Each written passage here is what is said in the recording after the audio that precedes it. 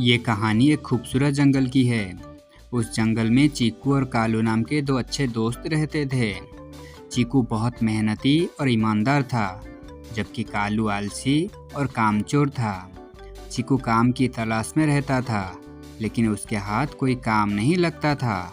वो बहुत दुखी था। उसे अपनी परिवार चलाने में बहुत मुश्किलों का सामना करना पड़ता था। उसके घर के पास के एक पेड़ पर एक परी रहती थी। चीकू की हालत देखकर वो उसकी मदद करना चाहती थी। एक दिन ऐसे ही चीकू अपने घर में सो रहा था। अचानक उसके कमरे के खिड़की के बाहर एक जोरदार रोशनी दिखाई दी। चीकू घबरा कर उठ गया। उसने देखा कि खिड़की के पास एक परी हवा में उड़ रही है।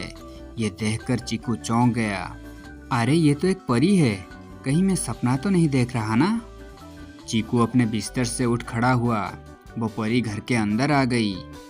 चीकू, तुम बहुत अच्छे पक्षी हो। मैं पास के पेड़ पर रहती हूँ।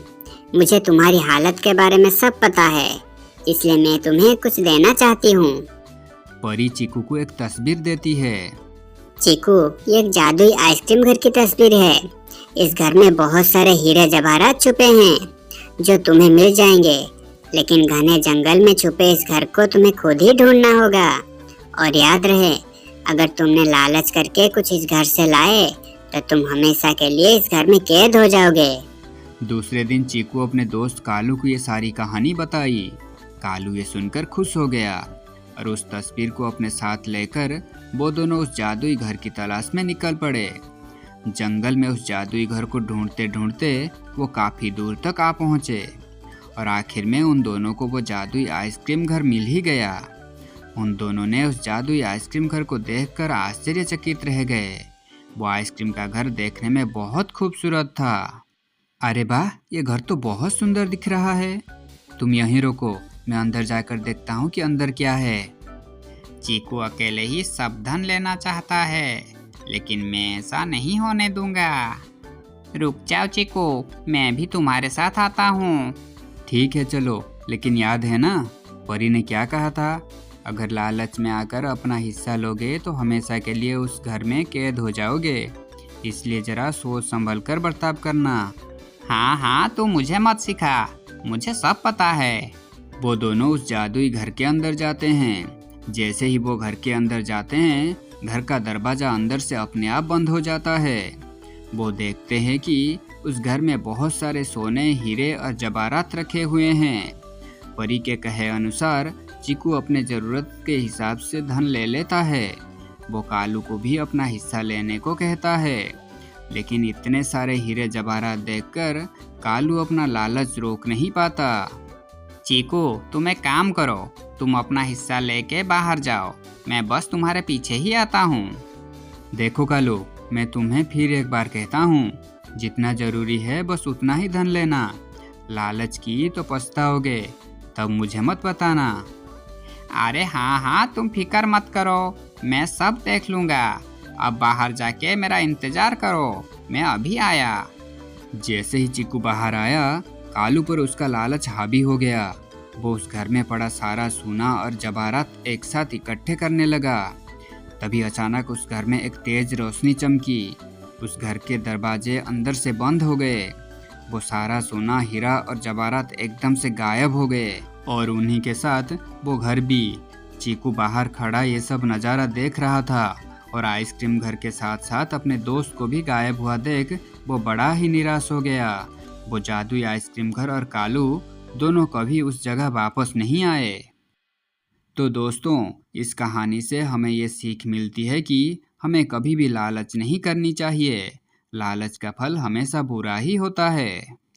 ये कहानी एक खूबसूरत जंगल की है। मीकू अपने पति चीकू और बच्चों के साथ उस जंगल में रहती थी। चीकू लकड़ी काटकर अपना परिवार चलाता था। एक बार जब चीकू जंगल से लकड़ी काटकर लौट रहा था, तो एक चील ने चीकू को मार डालता है। उसके बारे में जानने के बाद मीकू के दोनों बच्चे जोर जोर से रोने लगते हैं। माँ, पापा के साथ ऐसा किसने किया? उन्हें किसने मारा? रो मत मेरे बच्चों, आज से मैं ही तुम्हारा बाप हूँ और मैं ही तुम्हारी माँ हूँ। मीकू अपने बच्चों को चुप करने लगी। ऐसे ही कुछ दिन बीत गए अब घर के सारे जिम्मेदारी मीकू पर आ गई थी। एक दिन मीकू की सास मल्ली मीकू के घर आती है। मनहूस कहीं की, निकल जा मेरे घर से। ये घर मेरे पति ने मेरे बेटे के लिए बनाया था और तू मेरे बेटे को ही खा गई। मनहूस कहीं की, निकल जा मेरे घर से और अपने बच्चों को भी अपने साथ लेकर निकल जा। माँ, आप हमारे साथ ऐसा क्यों कर रही हो? इतनी रात को मैं अपने बच्चों को लेकर कहाँ जाऊंगी? मनहूस कहीं की, जहाँ जाना है जा, मेरे घर से तुरंत निकल जा। ठीक है माँ, मैं जा रही हूँ। आओ बच्चों, हम चलते हैं। कहीं ना कहीं तो हमें आश्रय जरूर मिल जाएंगे। मीकू अपने बच्चों के साथ जंगल में इधर उधर घूम रही होती है। तभी अचानक भारी बारिश होने लगी। मीकू अपने बच्चों को लेकर एक पेड़ के शाखा पर बैठ गई। हे भगवान, अब मैं क्या करूं? कहाँ जाऊं? मेरे बच्चे बारिश में भीग रहे हैं। माँ, बारिश का पानी बहुत ठंडा है, मुझे ठंड लग रहा है। बच्चों, तुम चिंता मत करो, मैं कुछ जुगाड़ करती हूँ। इतना कहकर मीकू कालू कौवे के घर पर गई और बोली, कालू भैया, दरवाजा खोलो, थोड़ा जल्दी खोलो कालू भैया। क्या हुआ मीकू? इतने अच्छे मौसम में हमारा नींद क्यों खराब कर रही हो? अरे कालू भैया, मेरी सास ने हमें घर से निकाल दिया है। मेरे बच्चे बारिश में भीग रहे हैं। कालू भैया, बारिश कम होने तक मुझे और मेरे बच्चों को अपने घर में थोड़ा रहने को दे सकते हैं? अरे नहीं मीकू, मेरे घर में तेरे और तेरे बच्चों को रहने के लिए इतनी जगह नहीं है। तू जाकर और किसी से मदद मांग। मीकू जाकर बाकी पक्षियों से मदद मांगी, लेकिन किसी ने उसकी मदद नहीं की। तभी मीकू थककर अपने बच्चों को एक केले से पत्ते से ढककर बैठ गई। मीकू और उसके बच्चे पूरी रात बारिश में बैठे रहे। अगले दिन सुबह हो गई और बारिश रुक गई थी। बच्चों, अब उठ जाओ, बारिश रुक गई है और सुबह भी हो गई है। लेकिन जब मीकू ने आवाज लगाई तो राधा जग गई, लेकिन उनका सबसे छोटा बेटा नहीं उठा। अब उठ जाओ गुल्लू, अब बारिश रुक गई है। राधा, गुल्लू को क्या हुआ?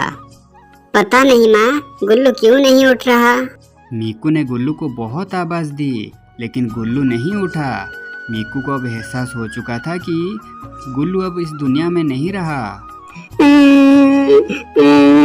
मैं अपने बच्चों को बारिश से नहीं बचा सका और मेरा एक बच्चा मर गया। मीकू को देखकर राधा भी रोने लगी। मीकू राधा को रोता हुआ देख अपने आप को चुप करने लगी। चुप हो जाओ राधा, सब कुछ ठीक हो जाएगा। मैं अब से कड़ी मेहनत करूंगी और अपने लिए एक मजबूत घर बनाऊंगी। मीकू घर बनाने के लिए जंगल से लकड़ी ढूंढ कर लाई। माँ, मैं आपको घर बनाने में मदद करूं? हाँ मेरी बच्ची, मेरे लिए वहाँ से कुछ लकड़ियाँ ले आओ। मीकू कड़ी मेहनत करके अपने लिए एक अच्छा सा घर बनाया और उसमें अपने बेटी के साथ खुशी खुशी रहने लगी।